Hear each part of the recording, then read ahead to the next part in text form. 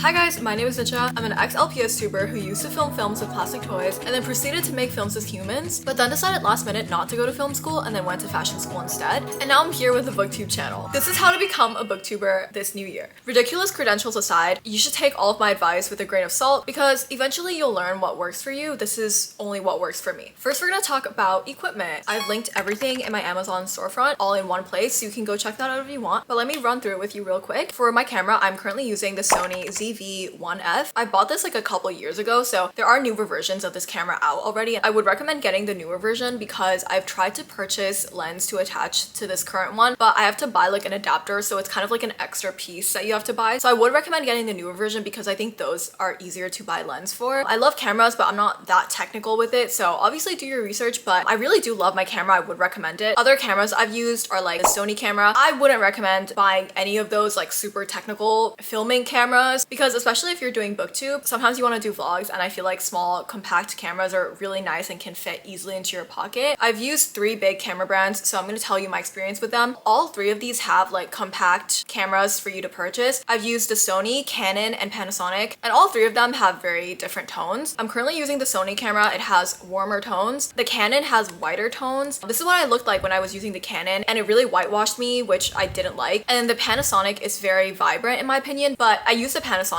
when I was 13, so their cameras could have changed. My settings could have been different. I wasn't sure because I was really young, but it literally made me orange. In my opinion, I like the Sony best. I'm a Sony girl for life, I think. I think the color tones on the Sony is better. It gives off like a warmer, cozier vibe, which I love. And if you're doing book videos, it's a little bit more cozy, so it's kind of nice for your camera to also give off that color scheme. So yeah, that's for camera. Oh my god, I only got through 1. Holy shit. For my editing program, I'm currently using Final Cut Pro. The reason why I use Final Cut Pro is because it is a one-time investment. I bought it when I was, once again, like I think 13, and I've been using it ever since. It has never let me down. I love Final Cut Pro. For editing programs, there are also free ones. Like you don't have to invest your money into this if you're just starting out. I recommend iMovie Cute Cut Pro. This is something I used when I was really young. Cute Cut Pro is an amazing app to go to. And it was good, but I don't know how good it is right now. CapCut, I think, is also free. There are free editing websites that do the same thing, and if you're just starting out, you could opt for those. For my little animation things and thumbnails, animation is a very loose term here. Like, do I look like I know how to do animation? I mean like my little doodles or my little like, you know, like these things I'll put up on the screen right now. I'm calling these animation. For animation and thumbnails, I use Procreate. This is a drawing app that you can get on your iPad and it is not free, but it is also a one-time purchase. I personally love Procreate. Like I don't think I could survive without Procreate, but there are other drawing apps that are free. So for example, like Ibis Paint, I think is free. There's so many. If you search up like free ones, they all kind of like operate very similarly. If you're watching this video and you're seeing what I do to make my thumbnails or to edit, you can still implement those techniques into your editing or drawing website, even if it's not the same as mine. In my opinion, if you're just starting out, you don't have to purchase or buy anything that is super expensive. You can honestly just use your phone to start out. But I do love talking about equipment, so these are just things that I personally love, and if you ever want to upgrade, these are some great options. Also, you'll need a tripod. You could like stack your books up in like a huge stack and then put your camera on top, but I do recommend just getting a tripod. It'll make your life so much easier. This is the tripod I use. I also have this small tripod that I can carry around or like put in like already high spaces. I also recommend getting like a phone tripod in case you want to film with your phone sometimes. And then I recommend getting this fisheye lens to get this kind of shot. I'm also thinking of purchasing some fisheye lens for my own camera, and I think I'll do that today. Actually, I'm not sure which one I want to purchase from yet, but when I do, I'll link it on my Amazon storefront as well so you know exactly what I'm using. Okay, next we're gonna go into the editing section of this video. We have now moved into a different area of my house. New location unlocked. I'm gonna be talking about my editing process. I can't really run through everything because that means the video will be like an hour long, but I'll talk about some fun animations and some things I like to implement into my videos to make the editing a little bit more fun. First, let's talk about animations. So these are like 2 examples of some animations. I'll walk you through them. These basically require the same skill set. This is super simple and it's nowhere revolutionary, but I feel like once you know it, you can implement it in so many different ways. For example, this is like a lamp that I drew in one of my first ever book videos. Essentially, this is the first drawing that I drew, and then I drew the light coming out of it, which is the second drawing. I import both of these these drawings as a PNG, so I just get rid of the background. So now I'm going to show you how to animate it. None of these tutorials are going to be anything super crazy. These are just things that I like to do that I use in a lot of my videos. None of them are like insane, mind-blowing editing techniques, you know what I mean? I'm really not that good. This is just the reading vlog that I'm filming, but I basically import this solid color, which is just like a white color. These pictures I got from my downloads. This is so easy. Like I just like basically make it so it goes next to each other. Make sure they're in the same position, and then basically it just goes like light on. Woo! This animation technique could be used for things like this, and it could also be used for things like that. And it's just really helpful. It's so easy. It's basically like frame by frame animation. This is another thing that I like to do that spices things up a little bit. Basically, I like zoom in on the clip. A lot of booktubers use this technique for clips of them reading, like in a time lapse. So I'm going to show you guys how to do the same. So let me time lapse this real quick. This is just me reading. So now that I've time lapsed it, it's like quite fast, you know, but this is still a little bit boring. You know, no one wants to look at this for like 10 minutes. What a lot of booktubers do, including myself, I Ken Burns the clip, but I do not use Ken Burns. I hate Ken Burns because it's ugly.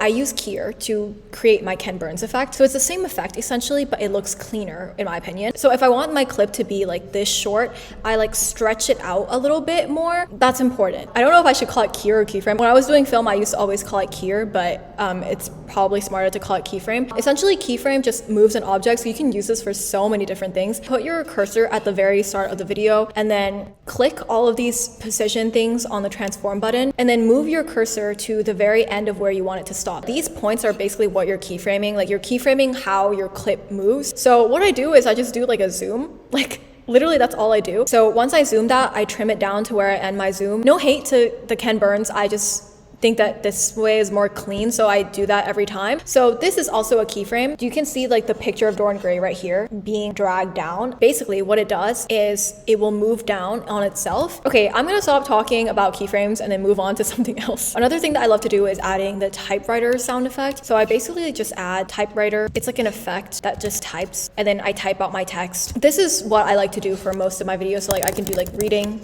at a cafe. If I don't want to narrate something, I will add the typewriter effect, and I think it's a little bit fun because there's also sound to it, which you need to add yourself. It's like it keeps the audience's attention because there is like still sound and there's still something for them to read. So usually during a montage, so I have this thing called like cute sound effects thing, and it has like literally every sound effect I could ever want. I'll link it down below, and it has like a typewriter sound effect. So basically I just insert it under, and then it just goes like this.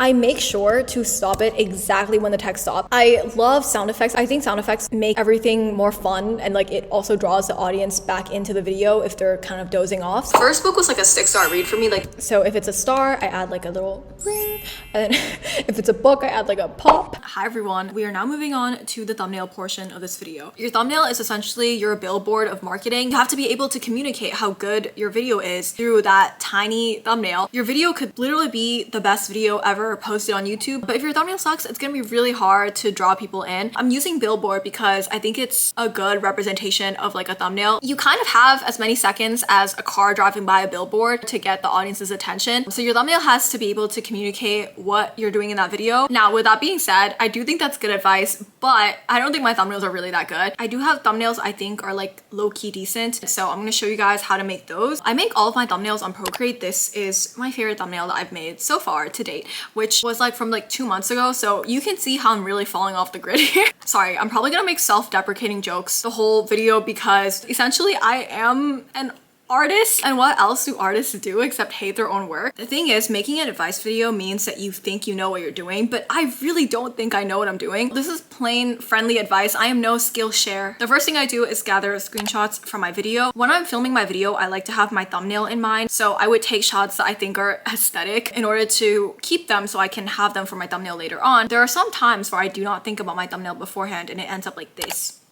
It's bad, it's really bad, and I don't want to talk about it. Okay, so for like photos like this, which is the main photo, so to make this, I put in my original photo and then I basically use the eraser tool to like outline around it. I know that there's an easier way to do this, which is just to go onto your phone. For example, this is like a photo of me, and if I wanted to just get me, I would press on it and then it would highlight and it would like share as a sticker. I find that doing that for really big photos, like this is like a huge photo of myself. Oh my god, this is so narcissistic. narcissistic. Like, I can't even fathom this. Obviously, this middle photo is huge. When I highlight it from my phone, it kind of destroys the image. It does not look good. These things though on the side, so like for example, like these books, and then this poster, I cut that out as a sticker on my phone and then I import them. Those things I find doesn't lower the quality just because it's so much smaller when compared to something like this. Also, Procreate has layers, so you can kind of like see all the things I've done here. So these are all layers and I've just kind of like layered different photos. I basically just like rearranged, try to make it look as pretty as possible. This also shows like, okay, this is what I'm talking about in this video, stuff like that, you know what I mean? And obviously this huge box is like the book haul. So I tried to showcase, this is like me coming back from like a book sale. And then obviously like I unboxed the Throne of Glass series in that video. I'm gonna be real with you. This is a little bit clickbaity. I did not talk about, oh wait, no, I did. Okay, that's a new book that I bought.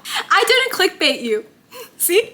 I thought I did, but I didn't. These are all things I talk about in this video. I try to like scatter them throughout my thumbnail. So when people look at my thumbnail, they could be interested in one thing or another. Another thing you can do is add these like little titles. I don't know what to call these, but they're like just small things. Text. My brain is jumbled. Crumbled? Guys.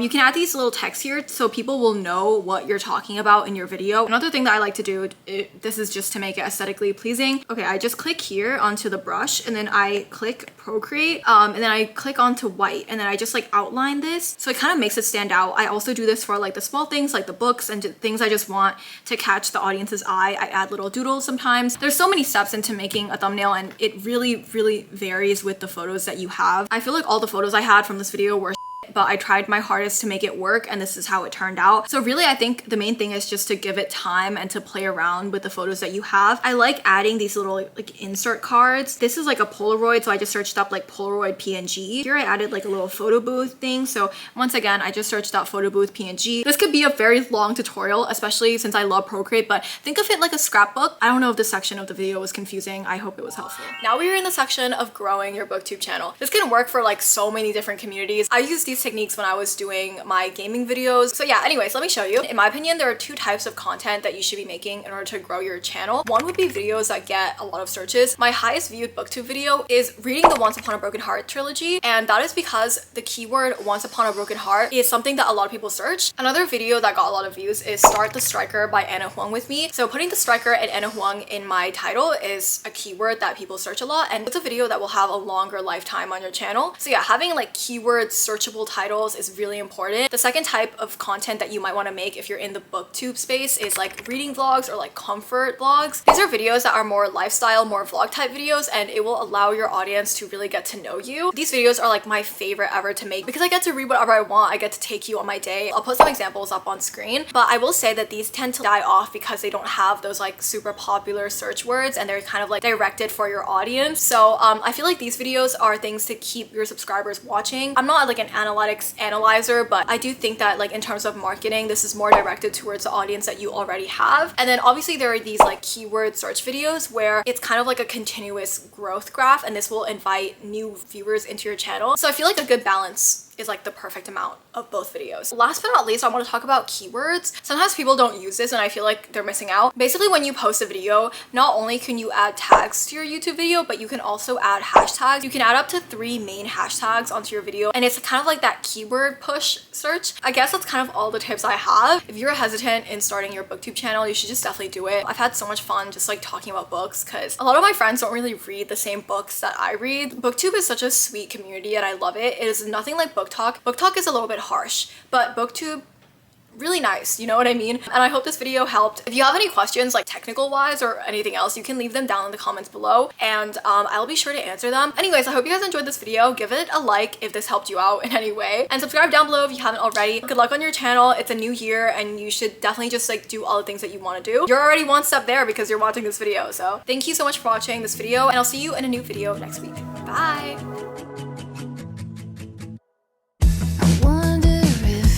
Changed my number, would you